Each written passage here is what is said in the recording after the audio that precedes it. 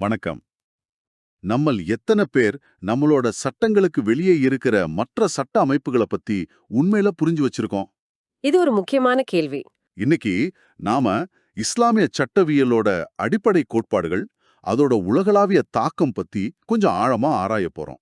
ஆமா, நாம இன்னைக்கு விவாதிக்க போற கருத்துக்கள் சர்வதேச நீதிமன்றத்தோட முன்னாள் நீதிபதி சிஜி வீரமந்திரி எழுதிய இஸ்லாமிய சட்டவியல் ஒரு சர்வதேச பார்வைங்கிற நூலை அடிப்படையா கொண்டது. சரி.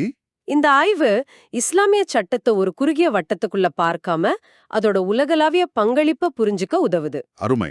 அப்போ இந்த உரையாடலோட நோக்கம் இஸ்லாமிய சட்டத்தோட தோற்றம் என்ன, அதோட மூல நூலான குர்ஆன் எப்படி ஒரு சட்ட ரீதியான ஆவணமா பார்க்கப்படுது, அப்புறம் அது மேற்குலகம் உட்பட பரந்த உலகத்துல என்ன மாதிரியான தாக்கங்களை ஏற்படுத்துச்சுன்னு புரிஞ்சுக்கிறது தான். சரி, இத விரிவாக பார்ப்போம். நிச்சயமா. முதல்ல நாம அடிக்கடி கேட்கிற ஒரு வார்த்தையிலிருந்து ஆரம்பிக்கலாம். ஷரியா. இந்த வார்த்தையை கேட்ட உடனே பலருக்கும் மனசுல வர்றது கடுமையான சட்டங்கள், தண்டனைகள், அப்படி ஒரு பிம்பம் இருக்கு. ஆனா இந்த நூலோட அடிப்படையில அதோட உண்மையான அர்த்தம் என்ன? இது ஒரு மிக முக்கியமான கேள்வி. ஏன்னா இங்கதான் விஷயமே தொடங்குது. வீரமந்திரியோட நூல் இத ரொம்ப அழகா விளக்குது. ஷரியா அப்படிங்கிறது வெறும் சட்ட புத்தகம் மட்டும் இல்ல.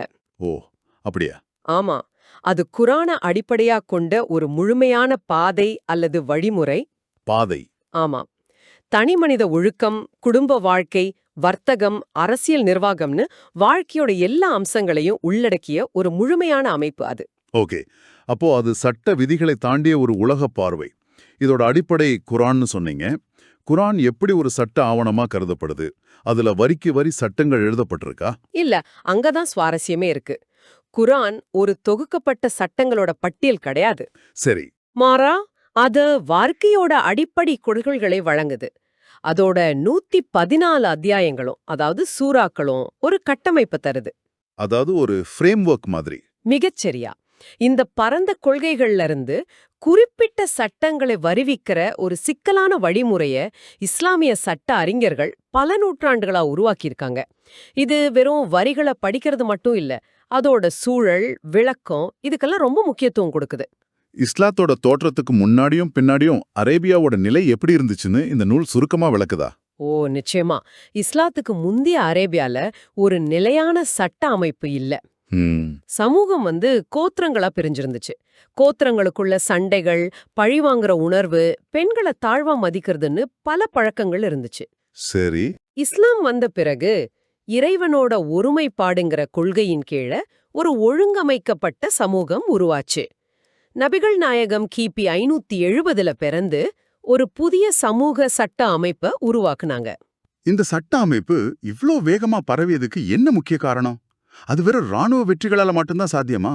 இல்ல, அதுதான் இந்த நூல்ல வீரமந்திரி முன்வைக்கிற முக்கியமான கருத்து. ராணுவ வெற்றிகள் ஒரு பகுதிதான்.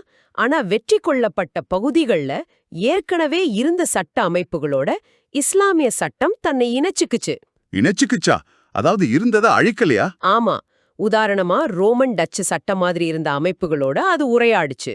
நபிகள் நாயகத்தோட மறைவுக்கு பிறகு, அதாவது கிபி 632க்கு அப்புறம் இஸ்லாமிய சட்டவியல் முறைப்படுத்தப்பட்டுச்சு. அப்போ ஒரு விதமான ஒருங்கிணைப்பு நடந்திருக்கு. அதேதான். உள்ளூர் பழக்க வழக்கங்கள்ல இஸ்லாமிய அடிப்படை கொள்கைகளுக்கு முரண்பாடாதத அது ஏத்துக்குச்சு. இந்த நெகிழ்வுத்தன்மை தான் அதோட பரவலுக்கு ஒரு மிக முக்கியமான காரணம். வாவ், இது ரொம்ப சுவாரஸ்யமா இருக்கு. அப்போ இருந்ததை முழுமையா அழிச்சிட்டு ஒரு புதிய அமைப்பு திணிக்கல. இல்லவே இல்ல. இஸ்லாமிய உலகமும் மேற்குலகமும் முற்றிலும் தனித்தனியானவைங்கிற ஒரு தவறான எண்ணத்தை சரி செய்யறதுல நூலாசிரியர் அதிக ஆர்வம் காட்டுற மாதிரி தெரியுது. மிகச்சரியா சொன்னீங்க. குறிப்பா செப்டம்பர் 11 தாக்குதலுக்கு பிறகு இந்த 2 உலகங்களுக்கும் நடுவுல இருக்கிற தொடர்புகளை புரிஞ்சுக்கிறது உலக அமைதிக்கு ரொம்ப அவசியம்னு வீரமந்திரி முன்னுரையில குறிப்பிடுறாரு. ஆமா, அது ரொம்ப முக்கியம். 2 தரப்புக்கும் நடுவுல இருக்கிற பொதுமான பாரம்பரியத்தை வெளிக்கொண்டு வர்றதுதான் இந்த நூலோட முக்கிய நோக்கங்கள்ல ஒன்னு. சரி, இப்போ ஒரு முக்கியமான பகுதிக்கு வரோம். இது உங்களில் பலருக்கு ஆச்சரியம் தரலாம். அரேபிய கல்வி மறுமலர்ச்சின்னு ஒரு முழு அத்தியாயத்தையே இந்த நூல் ஒதுக்கி இருக்கு. ஐரோப்பா மேல இதோட தாக்கம் என்னவா இருந்துச்சு? மிக பெரிய, ஆனா பெரும்பாலும் நாம அங்கீகரிக்காத ஒரு தாக்கம். அப்படியா? ஆமா, ஐரோப்பா இருண்ட காலத்துல இருந்தப்போ இஸ்லாமிய அறிஞர்கள் அரிஸ்டாட்டில், பிளாட்டோ போன்ற கிரேக்க தத்துவ அறிவியல் நூல்களை எல்லாம் மொழிபெயர்த்து பாதுகாத்து மேம்படுத்தினாங்க. ஓ. ஸ்பெயின்ல இருக்கிற டொலிடோ போன்ற நகரங்கள் மிகப்பெரிய மொழிபெயர்ப்பு மையங்களா செயல்பட்டுச்சு. இந்த அறிவு தான் பின்னாடி ஐரோப்பாவை அடைஞ்சு ஐரோப்பிய மறுமலர்ச்சிக்கு ஒரு முக்கிய எரிபொருளா இருந்துச்சு. மூலத்திலிருந்து சில உறுதியான உதாரணங்களை கூற முடியுமா? எந்தெந்த துறைகள்ல இந்த தாக்கம் அதிகமா இருந்துச்சு? நிச்சயமா. மருத்துவம், வானியல், வேதியியல், அப்புறம் கணிதம். குறிப்பா அல்ஜீப்ரா. அல்ஜீப்ரா, அந்த வார்த்தையே அரபி மாதிரி இருக்கு. ஆமா, ஆல்கெமி, அதாவது ரசவாதம்ங்கிற சொல்லே அரபி மூலத்தை கொண்டதுதான். அல்ஜீப்ராவும் அப்படிலாம். ஐரோப்பாவோட ஆக்ஸ்போர்ட், கேம்பிரிட்ஜ் பல்கலைக்கழகங்கள் உருவாகிறதுக்கு பல நூற்றாண்டுகளுக்கு முன்னாடியே கொர்டோபா போன்ற நகரங்கள்ல மாபெரும் நூலகங்கள் நிறுவப்பட்டுச்சு. எவ்வளவு பெரிய நூலகங்கள்! அந்த நூலகங்கள்ல லட்சக்கணக்கான கையெழுத்து பிரதிகள் இருந்ததா சொல்லப்படுது. லட்சக்கணக்கானவையா? அப்ப நாம நினைச்சு பார்க்கறத விட வரலாறு ரொம்பவே பின்னி பிணைஞ்சிருக்கு. 100%. இந்த நூல் அறிவுசார் வரலாற்ற ஐரோப்பாவை மையப்படுத்தி பார்க்கிற பார்வைய கேள்வி கேக்குது. சரி.